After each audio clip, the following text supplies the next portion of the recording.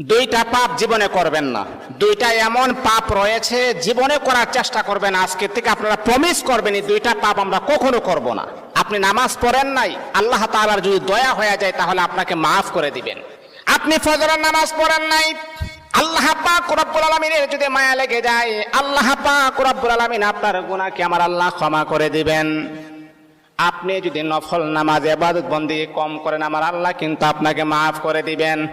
কিন্তু আল্লাহর নবী বলেন দুইটা এমন জঘন্যতম পাপ রয়েছে, এই পাপগুলার ক্ষমা আমার আল্লাহ জীবনে কখনো তার বান্দাকে করবে না।